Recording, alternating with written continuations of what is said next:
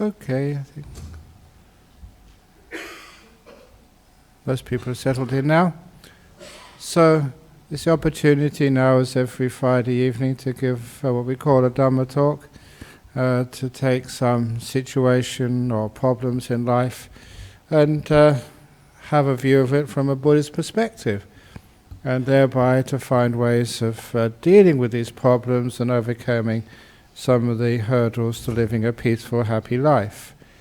And of course, having sat here for the last 32 years, sometimes giving talks, actually 28 or 29 years in this seat over here, sometimes it's always difficult to find another little topic to talk about.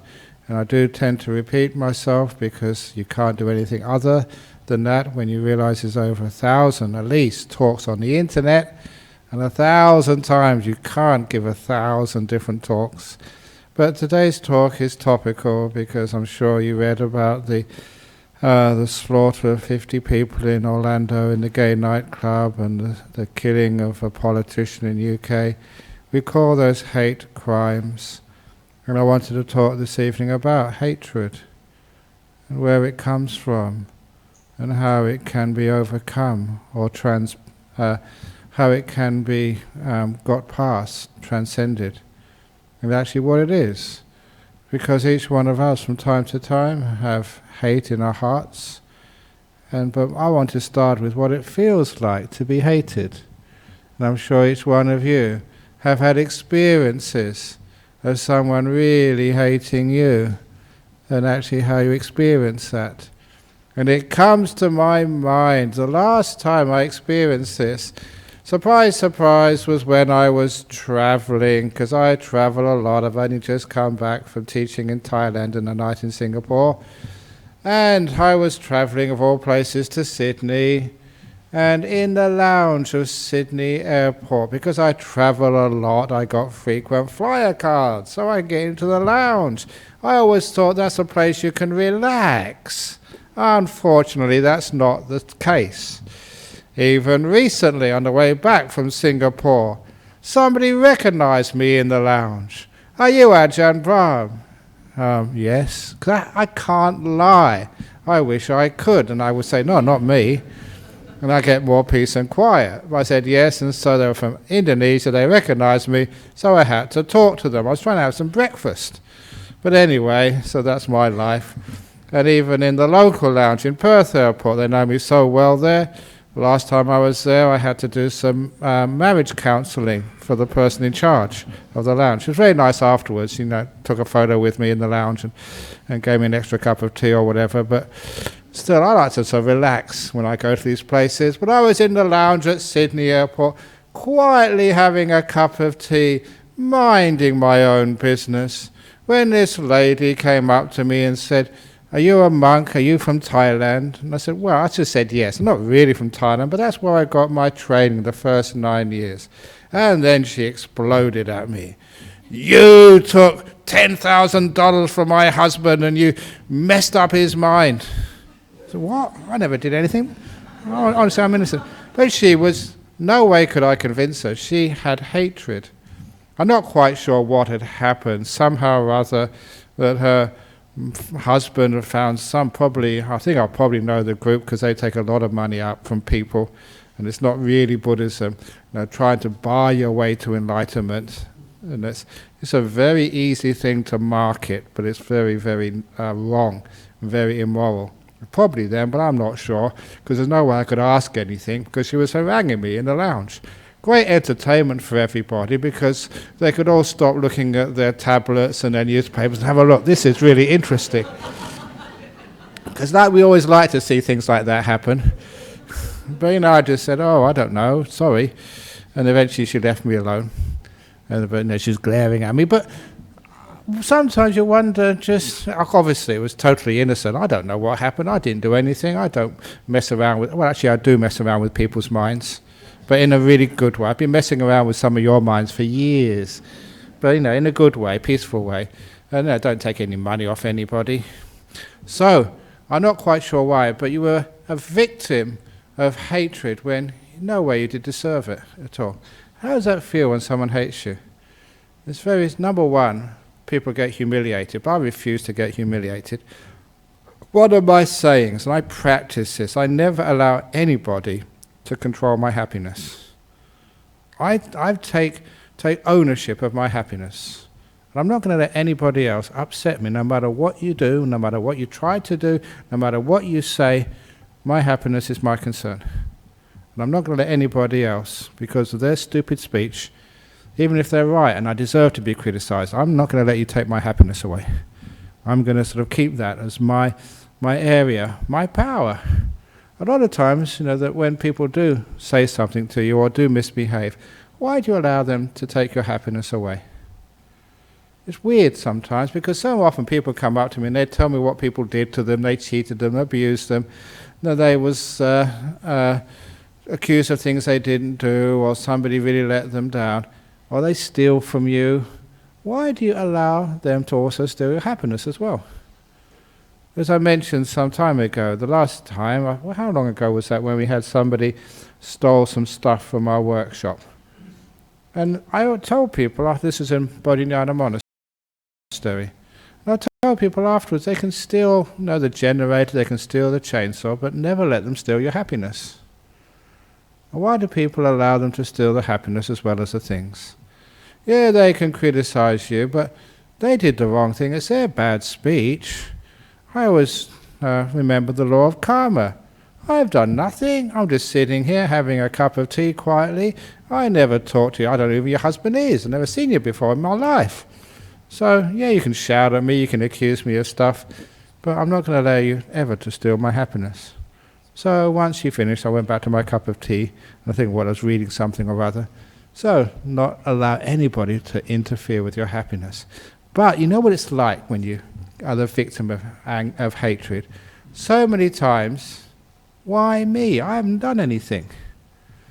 Now, once you know what it feels like to be blamed, and you've never done anything, how many times have you got angry and hated others? And it's exactly the same.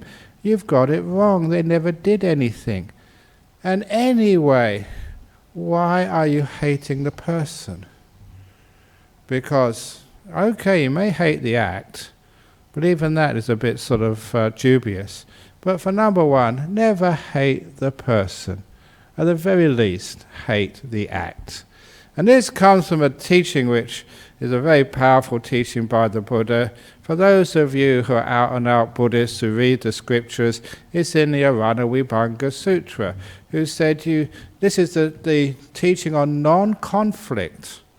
So you don't create conflict in the world, which is the source of hatred.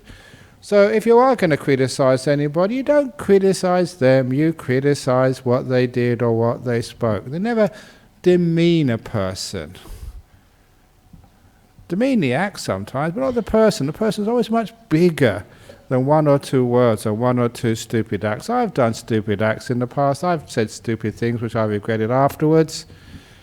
And usually jokes which go wrong. Which is a nice segue in today's joke. Today's joke, folks, a little 3-year-old boy went to see this pregnant woman. This is thanks to Rodney, he's not here. But anyway, anyone wants to complain, it's Rodney's joke. A 3-year-old boy went to see this pregnant woman, and he said to this woman, "My mummy said you got a baby in your tummy." He said, "Yeah, that's right." And he said, "Was he a good baby or a bad baby?" "Well, it was good." "Then why did you eat him?"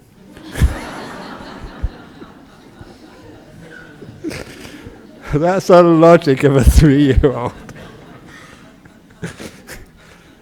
He's got a baby in his tummy, okay.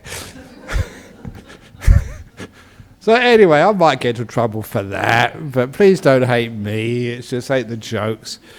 But the key story which I heard when I think I was a student, which I always recall, which is focusing on this. It's in one of my books.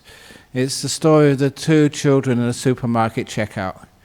Parallel aisles, and one little kid dropped a jar of honey. And almost the same time, the other kid dropped a carton of milk. The honey crashed onto the floor, and the honey spilled all over the place. Same with the milk. It smashed on the floor, broke open, and milk went all over the place. And the parent of the kid who dropped the honey said, "You stupid kid." And the parent of the kid who dropped the milk said, "That was a stupid thing you did." And I always remember that was so clear, the difference in the way that event was treated, similar events, but also the effect with those different words would have. One was actually blaming the person, the stupid kid. The other one was blaming the act. Now, if you blame the person, I'm sure you've received that so many times.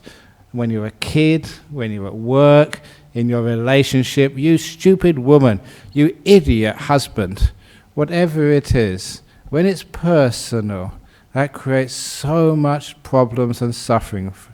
It means that kid grows up to feel it's a stupid person. And quite frankly, I've given other examples here. If you're told you are stupid enough times, you actually believe it and you become stupid. So if you think you've got a stupid husband, it's your fault because you've called him stupid so many times. He's just lived up to your expectations. He's just pleasing you. He's just proving that you were right. It's your problem. And it's actually, this is, psychologically, it's a very, very well-founded, that what people call you is what you become. So, we never actually criticize a person. We only criticize an act at most. But also, sometimes you can't really criticize the act. This is what kids do. You shouldn't have given the kid the jar of honey to hold in the first place. You should have done it yourself. Be careful. Don't be... But a lot of times we like to blame, and we blame the person. And of course that blaming a person is actually where we get a lot of hatred from. Someone has upset us. Someone has caused us suffering. Number one, we blame the person. At the very least, blame the act. But also, don't blame at all. But sometimes the blame game in life, again, causes the anger and the hatred. Why do you blame a kid for dropping honey? That's what kids do. They haven't learned just how to control just their fingers and their hands. They're still growing up. So don't blame them when they make mistakes. Like, don't blame other people when they make the mistakes. Mistakes are part of life. And how many times have you received blame? Does it help at all? Sometimes all it does is just destroys our sense of self-worth. We get blamed so much in life that many people get depressed, even suicidal. Sometimes we think we're blamed for everything which goes wrong in the world. Sometimes that people actually ring the meteorological office, the weather bureau, and blame them if it's raining today. Said, "Look, you should have known it was my wedding today. Why are you doing this?" They actually blame the weather office, especially if they try and predict the weather and they make a mistake. You cannot predict the weather. That's why that they will make mistakes. So don't blame other people for the suffering which happens in your life. This great thing about the first noble truth of Buddhism, say life is suffering. So if you're suffering, welcome to life. Stop blaming people. And anyway, if you want to blame anyone, it's your fault. You decide to get reborn. Because that's what we have in Buddhism. You can decide to get reborn, practice properly, not get reborn again, or you decide to have another go. So it's not your fault. No need to blame your mum or dad. And often we say we choose our parents. So if you've had bad experience in your childhood, don't blame your mum and dad. You chose them. If you have a bad marriage, that's obvious. It's your fault. You chose your partner in life. I tell people, look, why don't you do more research? If you're going out with a girl, just find out her ex-boyfriends and find out just, how she runs. That's what you do when you buy a car. You find out other people have got the same model of car and find out its faults, especially find out how expensive it is to run before you find a girlfriend. They're very expensive. Do your research first of all, guys. Guys. sometimes, certain types of car have, well-known faults. So certain types of guys, you should know those faults, find out a few ex-girlfriends, especially if they had an ex-wife. Go and talk to her first of all, discuss it. You'll learn a lot.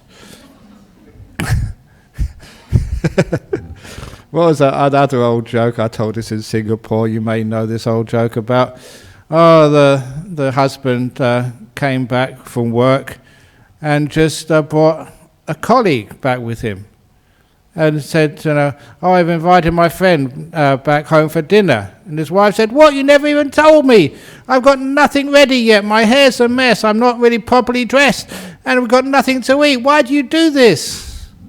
He said, because he's thinking of getting married, and I thought I'd give him some understanding what married life is like, first of all.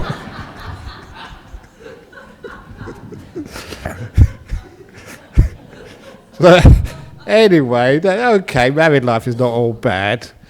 Sometimes as a monk I'm very biased, but that's my nature. Well, you can have some wonderful times together, being married, but at least you know what you're getting in for. So don't blame your wife for being a woman. And don't blame your husband for being a man. This is what they're like. So anyway, what we do, we tend not to blame things. And when we don't blame things, again, we don't go to the next step of blaming, of putting all the problems of our life onto other people, especially groups of people who we think that it's maybe the LGBTI community are causing all the diseases in this world. Because we allow them, we're allowing sin, and that's where the world is. God is angry at us. When those sorts of blaming, problems on other people is just crazy, unacceptable. That is the extreme form of blaming, whereby we think we're solving the problem by hating another person to the point of destroying them, killing them. And the blame game should be understood as totally against the purpose of what we're wanting to achieve. We want to try to achieve the solving the problems in life, a happy, peaceful, prosperous world. And just hating and blaming other people for the faults in the world are not going to create any solution at all, but make things much worse. Because it's hating a person, not the thing itself, not an act. And a lot of times, while we're blaming that act because we don't understand it, we have no appreciation of it, which is one of the reasons why the big problem with our modern world is the segregation into different racial, religious, and even ethnic communities. It's one of the reasons why I like migration.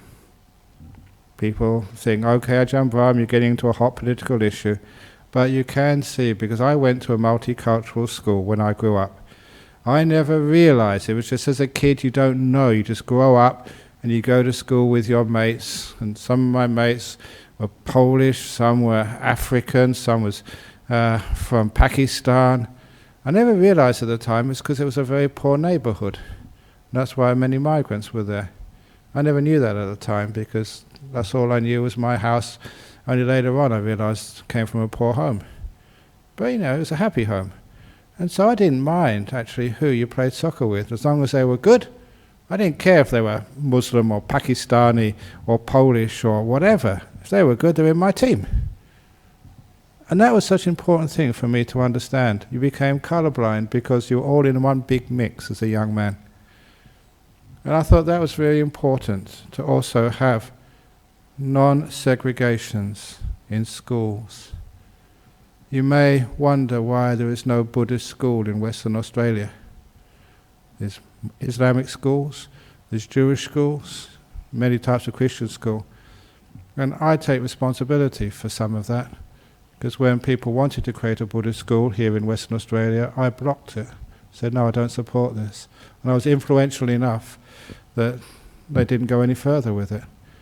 And one of the reasons is because segregation of people when they're young, to me, doesn't seem to be moral. And also it does mean that people can go up to, say, a Jewish school, grow up with other Jewish kids. Nothing against Judaism, but I don't love segregation at all.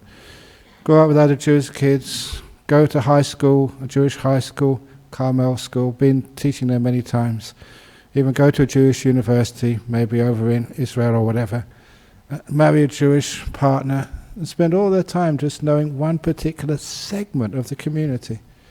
When we only know one segment of the community, when we don't understand others, that's so easy to misunderstand.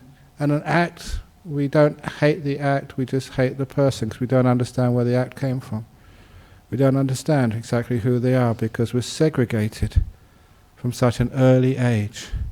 As a kid, was segregated by gender. My high school was all male. Even the college I went to at university was all male in principle. Although at night time it wasn't all male by no means at all. There's even a photograph of me going around somewhere, I hope it never comes to light, it'll be very embarrassing, of me and my friends and our girlfriends climbing into college at night time. There's one little low wall, the way we would always climb in at night, and someone took a photograph of us. Very incriminating when I was young. But anyway, I was a young man, okay. But the segregation gave you a lot of misunderstandings about the people on the other side of the fences of life which we build. It's one of the reasons why I hate segregation in any form. Even during our rains retreat here, when the monks are off in the monastery, the nuns are off in their monastery, and that monks aren't coming here, I try and get other people, not just other Buddhists, to come and give talks here. We've had Muslims giving talks here. We had the Archbishop giving a talk, and the Dean of the Cathedral. Any people coming here, and I do that on purpose because I want people to basically listen to each other, hear each other. So stopping segregation in all forms stops a lot of misunderstandings. And also stopping segregation for disabled, integrating so that people are not stigmatized, no matter if it's a physical difference, a sexual difference, or whatever difference. That stigmatization is what happens as a cause of misunderstandings, which eventually leads to blaming and eventually to hatred. It's an interesting time of our world when we do travel around and we do meet each other, we do marry each other. And even recently when I was in Singapore, I was asked a question, can a Buddhist marry a Muslim? And of course, and I would actually encourage that. And as one of my disciples over in Singapore, I'm very proud of them. It was a Buddhist who married a Muslim. One of their children is Christian. Another of them is Hindu, and I say you need to get another kid and make them a Jew, and then you'll have the full house, as they say, the complete deck. But they got 4 out of 5, well done. And they can live happily together. Why not? I ask the question. Why not understand each other? And when they said, well, what should we do if we get married? This was actually, my predecessor, Ajahn Jacaro, gave this wonderful piece of advice when he had a Thai girl married to an Italian Catholic. And they asked, did a wedding ceremony for them, and then asked, what should we do, for our religious life? And he gave this wonderful person, a Catholic married to a Buddhist. He said, on Sundays, you both go to church together. On Saturdays, you both come to the temple together. It's important you come together. Reason was because you have to understand each other's faith. You're going to be living together as husband and wife. So you, the girl, the Thai Buddhist, you have to understand where your husband comes from, how he thinks. And you, the Catholic, has to understand your wife, how she ticks as well. So you come to both and create a sense of understanding which will overcome the mistrust, which will overcome any blame, anger, and eventually any hatred. This is actually overcoming hatred through a bit of wisdom and information. And also that when you do go to see other people's way of thinking, it stops the idea of what I call like the other. I remember my poor old grandma, I loved her a lot, but she was a racist. It's just how she was brought up in those days. And I remember she'd taken me aside when I was about 14 or 15. There's no way I could criticize my grandma. You know, you can't sort of teach a grandma. And anyway, she was talking about the Pakistanis in England. And she said, and she looked at me and said, you know, honestly, this is what she said, you know, they're not the same as us. They eat cat food. They eat cat food. And that's what she said. And I thought, racist bigot, but you can't say that to your grandma. And it was just, you know, sometimes misinformation, not really making friend of a Pakistani and getting to know them, like I did at school, and going round to their house for dinner or something. That is actually how you get to know, and how you break the boundaries of misinformation, which eventually cause the hatred to happen in society. So for goodness sake, members of the LGBTQI community, please get out there and make friends with others. Don't just go to your own nightclubs. Go to other people's as well. And other people go to the gay nightclubs. Okay, mix. So people go and see one another. As you all probably know, that Buddhism is at least one religion which has nothing at all to demean anybody of any race, any sexual orientation, any gender, or any sort of disability. We have, because I often get this question from traditional Buddhists, and some of these, you know, unfortunately, the Indian, Sri Lankan Buddhists are fine. The Chinese Buddhists are sometimes a little bit biased, because I'm saying this out of experience. Because sometimes they come up to me and said, we're in big trouble. I said, what's happened? I said, our son has told us he's gay. What do you mean you're in big trouble? Celebrate it. And they said, and sometimes, I don't know where they got some of these teachings. I think it must be the ancient Chinese culture of Taoism. And I actually asked somebody, please can I get some research done how the gay, lesbians, transgenders were viewed in old Chinese culture, ancient Chinese culture, because I think maybe they may have been, their views may have been altered by my ancestors, the British in India and other places. I know that happened in India apparently, that the gay lesbian community were totally accepted in India. When it was a Buddhist, even when it was a Hindu country, it was only when the British Raj came in, you know, with their Christian values, that actually they made it illegal in India. And I think only recently, I think it was Lord Macaulay, he actually passed a law making it sort of illegal. But I think that law has now been obviously rescinded. You know, it's a law imposed upon Indian culture by the Brits, basically because of Christianity. Please excuse me, this is old Christianity, not modern Christianity. And because of that, it was suppressed. But anyway, in China, look, you're Buddhist for goodness sake. And as a leader of Buddhism, I can say with authority, welcome, welcome, welcome. The Buddha said that may all sentient beings be happy and well, no matter who you are, no matter what you are, no matter what you do. Doesn't matter where you're born. It's like a person's character is more like what they do. And it doesn't matter about gender orientation or whatever. It means just how kind you are, how good you are, how virtuous you are. And virtue is not harming others, helping others, being supportive of good causes in society, being generous, helping, being compassionate. That's what makes a good person. And the Buddha said nothing about, you know, how you do your sexual life, because sometimes I get criticized for my sexual orientation. Celibate, which in today's world is more weird than anybody else. You have the LGBTQI, I think, has that got all the letters there? I want C in there as well. Celibates.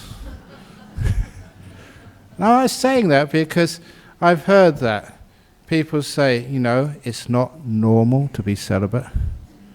If you're celibate, you're just going to be a paedophile, like the other group of celibate religious people, not monks, but the other part.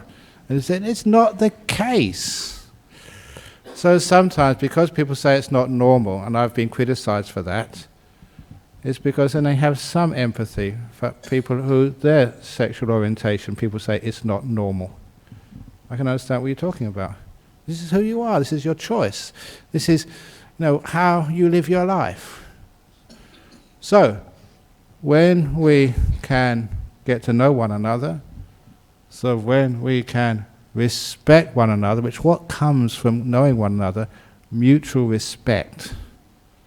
And then from that respect, there comes understanding, empathy, and the end of all discrimination and the hatred which comes after we discriminate. Getting to know one another. And once that hatred stops, as the Buddha said, hatred doesn't cease by hatred, it ceases by the opposite, and which is, the Buddha said, like love. But what does that mean? It doesn't mean you like people of another faith or another religion. It means you open the door of your heart to others. Embrace difference. Embrace things which you don't understand. Embrace even things you don't agree with yet. Like in an argument you can have in a pub with your friends. One of the things which I always wanted to find out was why a person thinks like that. Not just to disagree with them, say that is wrong, but actually why do you think like that? And this is actually respecting another person's opinion, even when it's really weird.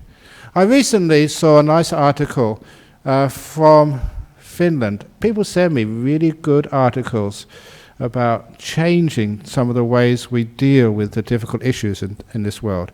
And this was dealing with people with schizophrenia, which is, is a really big problem in all our world. And unfortunately, many schizophrenics end up in the institutions. So it's a nasty place to be in. Many people in those institutions, and can't we do better than that? And this psychologists, psychiatrists over in Finland have seemed to be finding a very good way to deal with this. Hasn't been done before.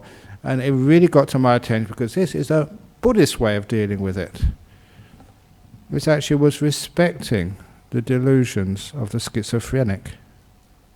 Respecting them. Not saying you're crazy, not saying that what you were seeing was somehow not real.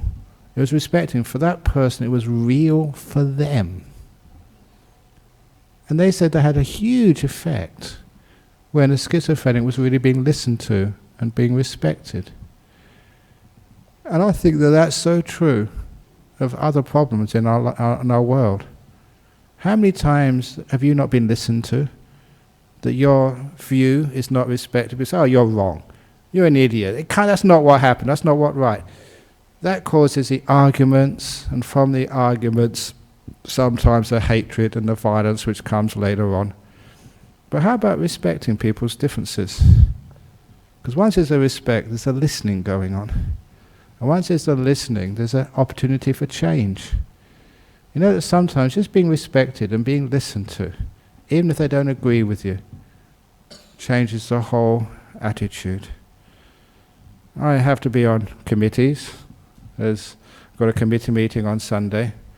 And one thing which I read, learned, tried to practice, is what anybody ever says, please respect one another. Respect a person's speech. And as long as people have been listened to and felt they've been listened to, and when you have a vote on it, it doesn't hurt so much if you get outvoted. You've been respected and listened to. Yeah, I'm not agreed to, the other people have a different opinion and they've outvoted me, fine. But if you have a discussion, you're not even listened to, your ideas and views aren't respected, then you go away feeling really, really diminished. And from that you can get anger and eventually hatred. People need to be listened to and respected no matter where you're coming from. And this was a person who was listening to and respecting the delusions of schizophrenics. I thought that was so radical, because I thought, wow, you're wrong, you're crazy, you're mad. And he said that was actually a problem.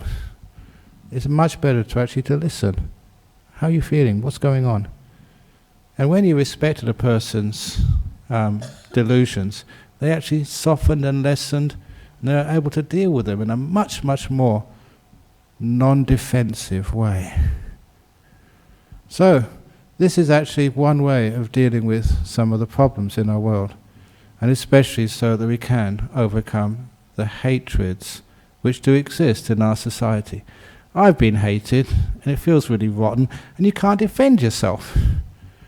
You defend yourself, and then people just say, yeah, you would say that, wouldn't you? And having been hated, sometimes you doubt why you should hate anybody else.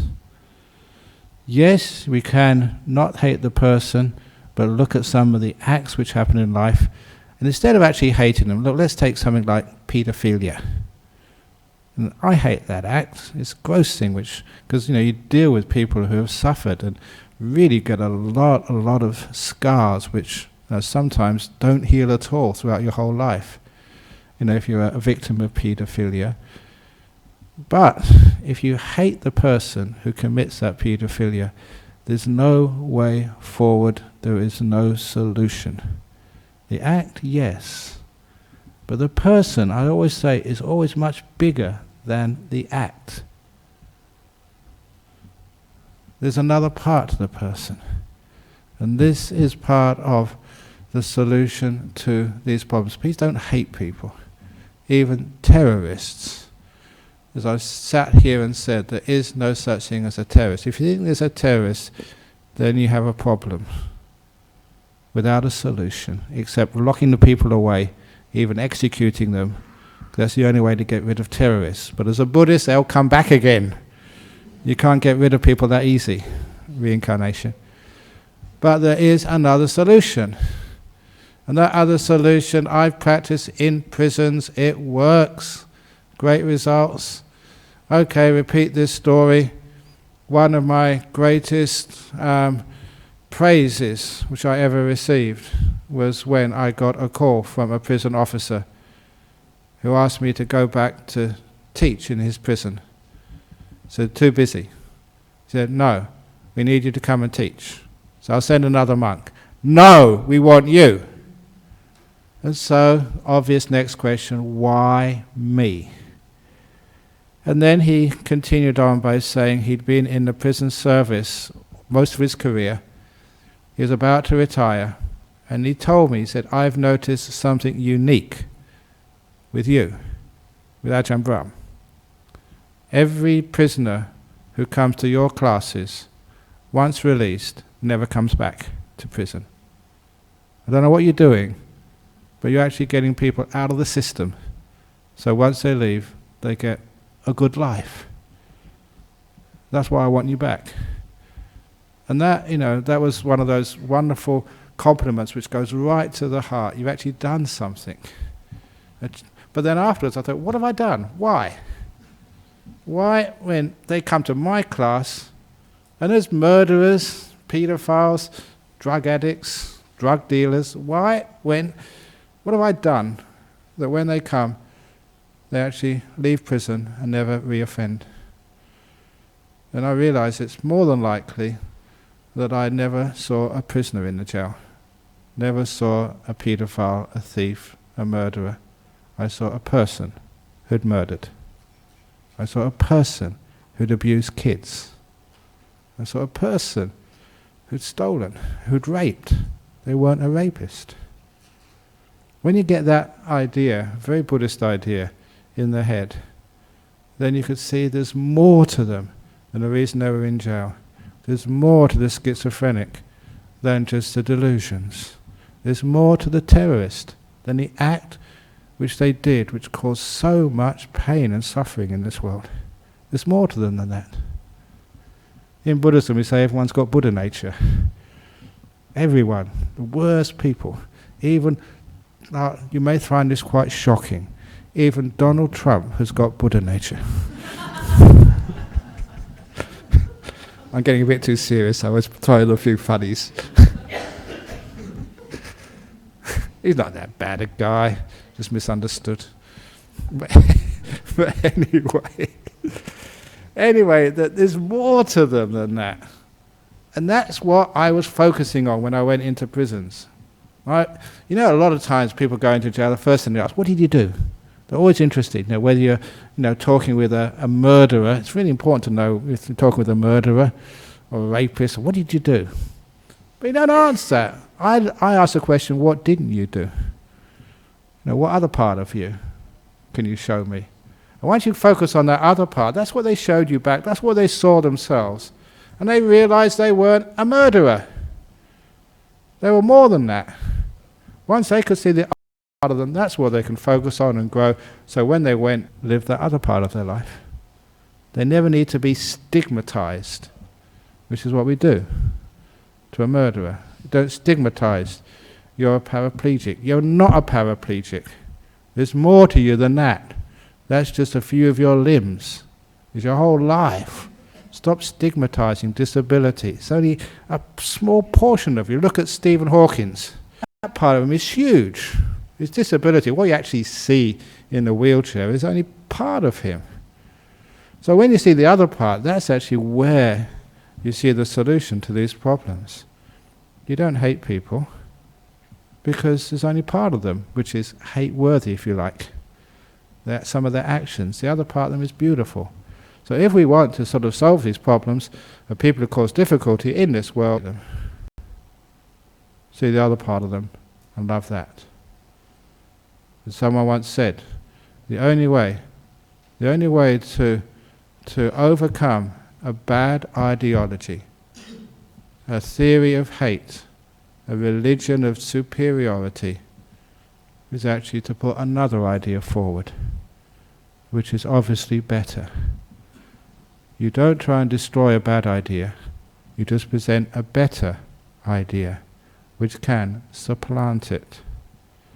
So that's why I don't think it's very helpful to argue against terrorist ideology.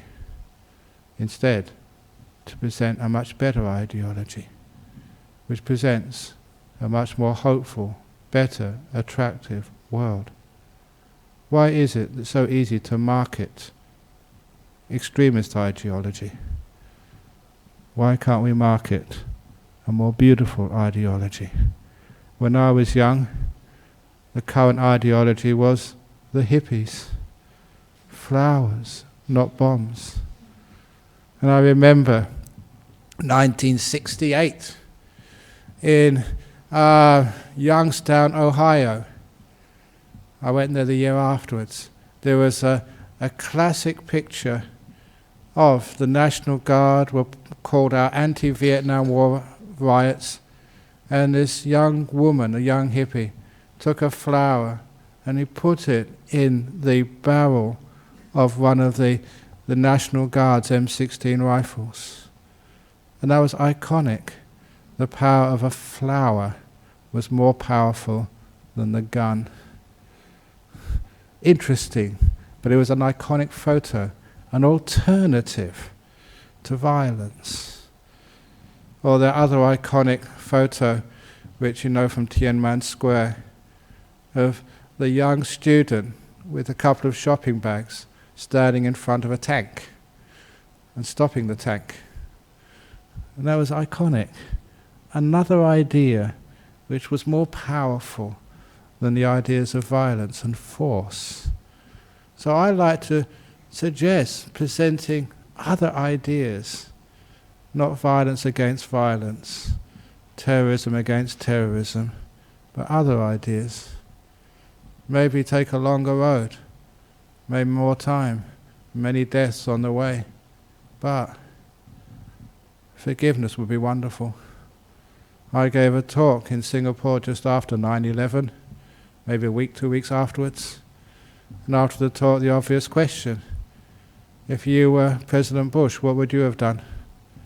And I said straight away, I did this, I said this, with all the power of being a monk for such a long time.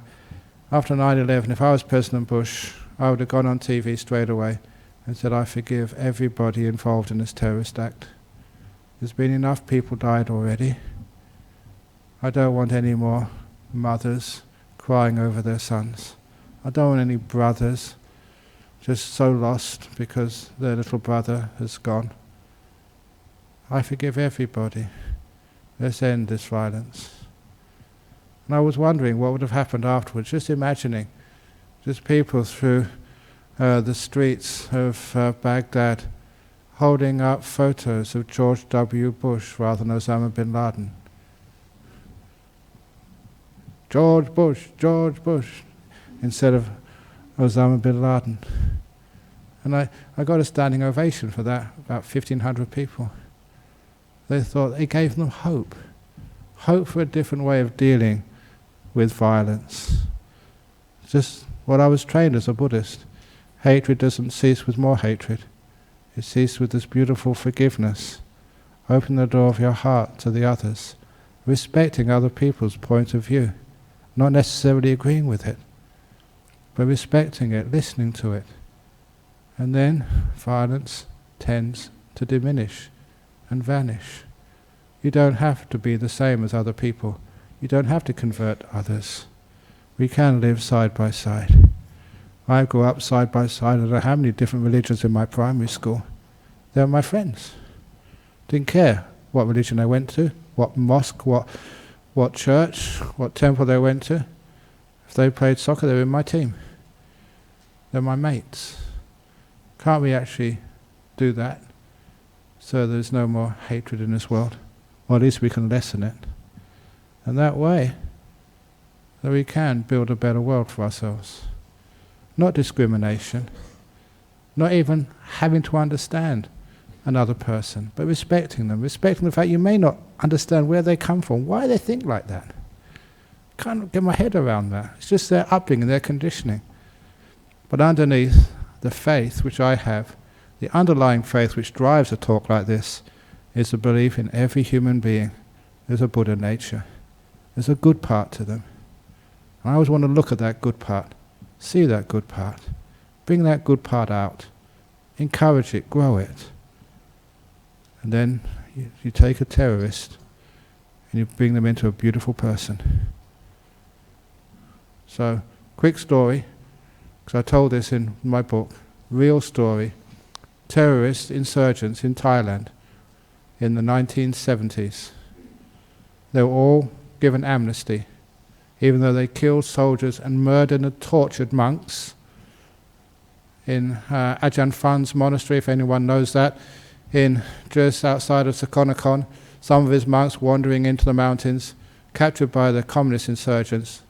The two seniors tortured and killed in front of all the other monks as a warning. Soldiers killed. Did people in Thailand go after these insurgents? No. Non-violence, forgiveness, amnesty. And at the same time, what's the problem? Economic inequality. So they put heaps and heaps of money into the poor areas of Thailand. Irrigation, roads, medical clinics, the works, electricity. Give prosperity. And then one by one, every one of those insurgents, the terrorists, gave themselves up. When the main ones gave themselves up, the leaders of the insurgencies, the Mullah Omars, the Osama bin Ladens of the insurgency in Thailand, gave themselves up. They weren't put in prison. They weren't interrogated. They weren't put against on a wall and shot. You know what happened to them? This is a brilliant story. They were immediately given very important jobs in the government civil service. You guys, you've been fighting the country for 4 or 5 years. Done a really good job of it. But we want you inside the tent. Now use your ideas. You want to make Thailand a better place. Come and work with us. And they did. And when I told that story once in Sydney, the Thai consul was there. He stood up and said, I want to add an ending to that story of how to deal with violence. He said, 2 of those rebel leaders, 2 of them, he said, are currently serving as ministers in the Thai government, making the country a better place. That is how you deal with insurgency, how you deal with terrorism. Bring them inside the tent instead of pushing them outside. Radical. We need new ideas. Old ideas aren't working. And that is classic Buddhism. Okay, giving you something to think about, different angle on things. Thank you for listening. Now any questions?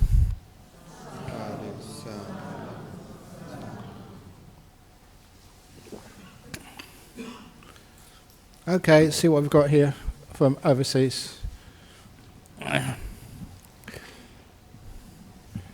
Okay, very good. The first question is from the Taliban.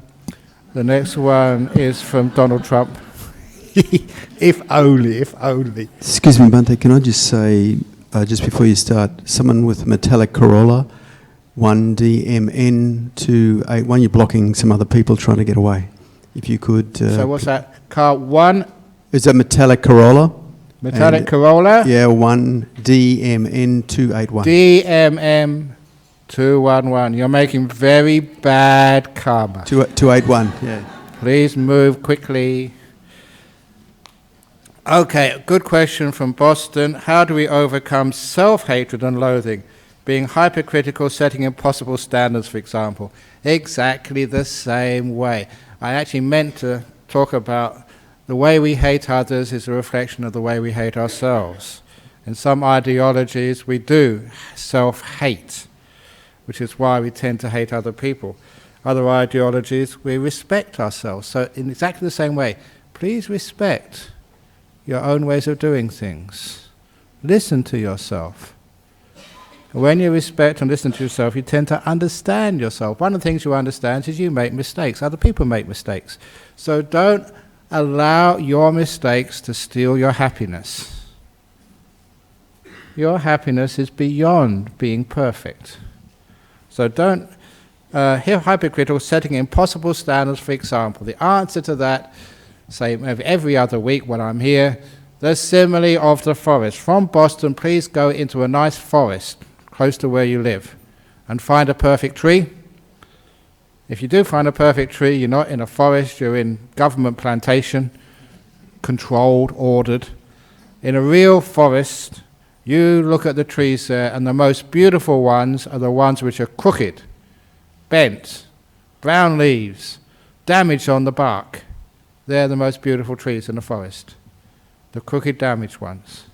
Then you look at yourself, and you see that crooked, beautiful tree, and you look at yourself, you're crooked and damaged too, just like that tree. You belong. You're beautiful, just like the crooked, damaged tree. You change your attitude of what's beautiful and acceptable. Then you belong. When you understand that simile of the tree, self-loathing, hypercriticism vanish. You're damaged goods. The most beautiful trees in the forest are damaged. Welcome. From UK, how can we go about making these changes in society, preventing hatred and sharing love? Lead by example, be vocal, be active? No, listen to this talk every Friday evening. A little bit of meditation, a little bit of positive reinforcement. So sometimes it's interesting, the media is always negative, always saying what's wrong in the world. And I've been in places and people have called me up and say, "Are you all right, Ajahn Brahm? I hear there's a riot in the city where you're living." And I said, "I haven't seen any riots." Because on the front page of the newspapers, in the TV 6 o'clock news, they focus on that one street where there's a riot. And they say, "Riots in London." There's only riot in a tiny one street of this huge metropolis. And people get worried. I was in Penang when the tsunami hit. Ajahn Brahm, are you okay? One of the monks was desperately trying to find me in Penang, see if I was okay. He wasn't really concerned about my well-being, just the fact he was number 2 monk and would have to take over if I died. That's what really scared him. That's Chutamalo. He admitted it afterwards. But look, it's a huge country. There, 6 or 7 people died. No chance that I'll be one of those. So a lot of times, the negative news we exaggerate in our minds, and it becomes huge. Well, interesting to see how social media is changing the ball game of news. Opens the opportunity of getting something more realistic and more kind and more soft happening. So I think one of the reasons is like social media, overcoming the news media, where profit means negative news. Negative news means profit. Social media, there's no profit involved, so I think it may be a bit more accurate and less negative. That could change, I think, the ball game. I'd love to see what happens. But, lead by example, yes. You do need examples, you do need encouragement, you do need to be vocal, but be soft with your vocals. Don't shout, "Everyone must love each other!" Somebody said this recently. I should have shared it some time ago. They said that when you're in love, you speak softly to each other. Speaking of, "I love you, darling, you're so wonderful." When you're upset at each other, you shout at each other. Why is that? It's because when you're in love, you're close to one another. You don't need to shout. When you're angry, you're distant from each other. That's why you need to shout to be heard. It's a wonderful little metaphor. When we're close to each other, we don't need shouts. We don't need violence. In fact, we become distant from one another. That's why we're shouting. That's why we can't understand one another. But as we learn to be closer to each other, physically and emotionally, and intellectually, then maybe we don't need to shout anymore. We don't need the bombs to prove a point. We can whisper. And anyway, from Perth, should we reconcile the deaths in Orlando? You can't reconcile anything. All we can do is learn from these things. Learn from our mistakes, and don't just blame other people. So easy to say, oh, it's like homophobia, it's Islamic fundamentalism, it's too many guns in the United States, it's the media or whatever. Don't just blame others. Take responsibility for yourself. How can you make a more peaceful world? So easy to put the blame and therefore the onus on somebody else to fix the problem. How can we become kinder, more gentle? The way we use our words, where we go, mix up more. As I say, don't just go, if you're gay, don't just go to gay nightclubs. Take your partner to an ordinary nightclub. If you're ordinary, straight, go to a gay nightclub. Have a nice time. Whatever. Mix, for goodness sake. Maybe just invite the imams to come to the gay nightclub for a nice evening out. Or whatever. Try and find ways of actually breaking down the boundaries of suspicion and misunderstanding, which caused this problem in the first place. And then I think once those boundaries are broken down, then you don't care. Gay, Muslim, you have them both in the same football team. You have the imam in the front scoring the goals, and the gays. I'm just European soccer. The gays, sort of, in the middle, centre halves. I don't know. And Ajahn Brahma's the goalkeeper. I say Ajahn Brahma's the goalkeeper because I'm so big and fat. It's very hard to get a ball past me. That's only just joking. Okay, anyway, that's some of the reflections. Please don't agree with everything, because off the cuff, and just hopefully that some of what I said can be of interest and can be of use. So thank you all for listening. So now we can pay respects to Buddha, Dhamma, Sangha, and then please we can all go our own way.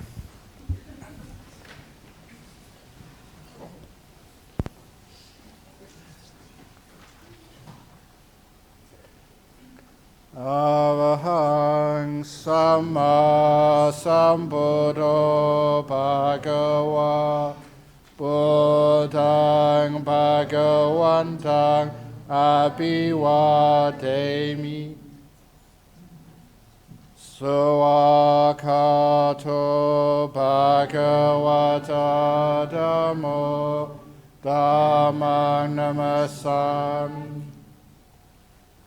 Supatipano Bhagavato Sawaka Sangho Sanghang Namami.